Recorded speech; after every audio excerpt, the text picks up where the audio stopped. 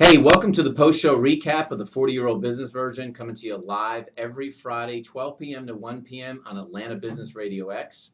You can always catch a replay or a podcast on our website, www.40yobv.com. I'm Ted Jenkins, your co-host, sitting here with my co-host, Kyle Lewis. And hey, and how are you? Oh, I'm doing all right. I got 34 billion reasons to be mad today. At 2.5 million people? We had I'm kind of pissed at about 400 of them up there making these decisions. We had a great guest on today, Gary Marshall, who is the owner of a company called Right Here, Right Now. And if you ever thought about getting into the promotional products business, internet marketing, learning how to help companies grow, it's a fantastic business. We've actually done some business with Gary. And as a business owner, you talked a lot on the show today about time management and mistakes not to make as you've grown this business to 8 employees now and lots of sales.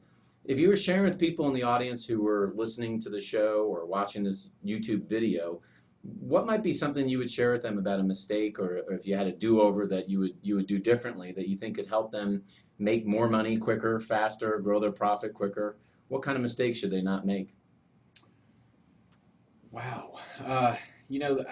Probably the biggest mistake that I can say for new business owners would be time management.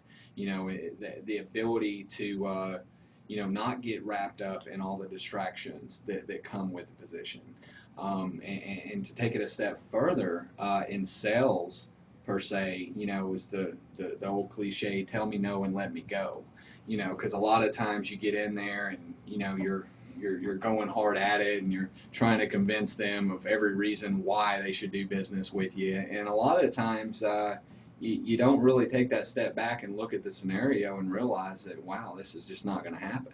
And you're sitting there spinning your wheels when you could have maybe gone and talked to that next, great account. Stepping over dollars to pick up nickels? Absolutely.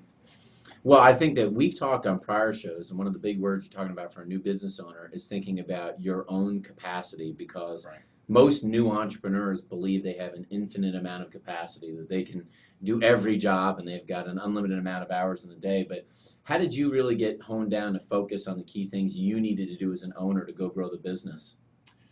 Well, as we grew and started bringing employees on, I realized very, very quickly that, there was only so much I could do. If I wanted to focus on sales, then there was only, a certain amount of business that I was going to actually able to handle myself. So we decided to bring people on board and to grow our business in that manner. And, when we did that, I really had to take a step back. I realized that, my time was better spent duplicating myself, training the reps that came on board and making sure that they had all the knowledge, marketing material, and all the support that they needed to be successful. No, it's interesting to hear you say that, because I think a lot of business owners fail to transition their skills to employees, and you'll be working for the business when you start. But if you want to get the business to work for you, you've got to be able to teach other people how you do what you do so they can make money for you.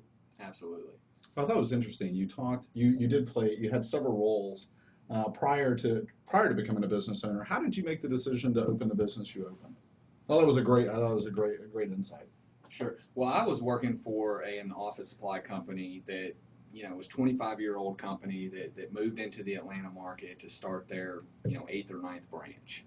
It's something that wasn't real excited about, but it was a good opportunity for me, and seeing the opportunity in a startup like that, it got me excited. So I came in on ground floor, started as a rep, worked my way up into management, and very quickly, about a year into it, I realized that I've met my financial ceiling. I can't go any higher when it comes to that. And of course, the responsibilities don't quit, adding on. So, oh, look, this guy's good. Let's give him more. Sure, absolutely. So there's nobody listening that can relate to that. So at that point, I had to make a decision. Is this something that, I want to invest, several more years to really get what I'm looking for immediately, or do I go out there and start my own? And that's the decision I made was yes, okay, then I want to go out there and do it. And then of course the next biggest decision for me was okay, now that I want to start a business, what kind of business do I start? I decided to go with what I was familiar with, and the relationships, that I'd already established, and the processes that I used to get those relationships. And, with the office supply company, we sold promotional products, and it just so happens our branch did really, really well, better than all the other branches. So it was something that I guess I had a bit of a natural for, but, nevertheless, still didn't have a vast knowledge base because we had an entire department to handle that for us. It's just our job to rope them in. And then of course we'd pass it off and they'd handle all the production, and all the way to the door.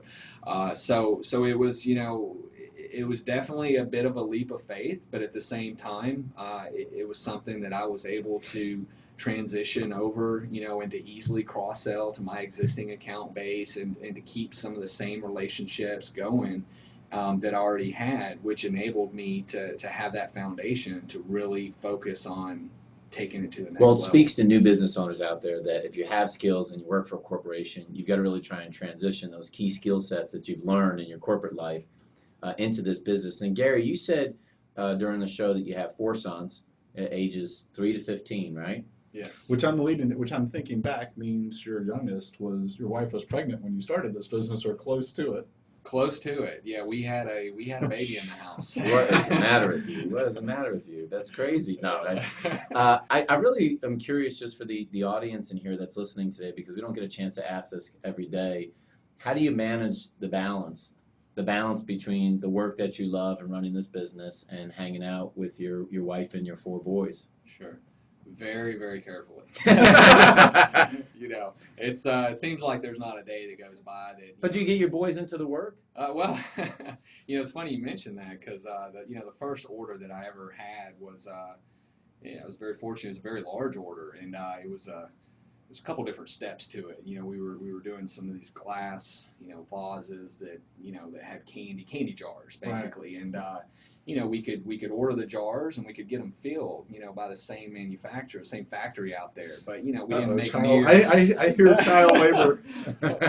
we wouldn't have made near as much money. And as a startup, you're trying to scrape for every nickel you can. And it got to the point where we went to the wholesale and bought up the Hershey Kisses and packed them in all ourselves. All 300 or 400 of those things. That's awesome. So yeah, we definitely got the family involved, but after that they wouldn't do anything else. So that was the first and last. But no, really, having a wife who's been just supportive from day one, who I can go in there and when I have had a bad day or a bad week or month, she's just able to pick up the slack, to really take the kids away and let me have a moment to, gather my sanity or whatever the case may be. If it's a late night social function, just to never question, to always be supportive and at the end of the day, no matter,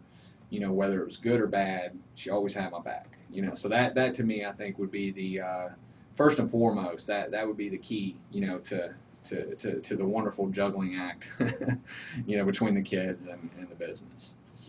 Well, Gary, for those people that are listening that are thinking they need promotional products, check out those Hypercolor shirts. We like yeah, that's an easy But sell if for you. you're thinking about hats or coffee mugs or shirts or any of the thousands of items that Right Here, Right Now offers, how can people that are watching this YouTube get in touch with you or the company?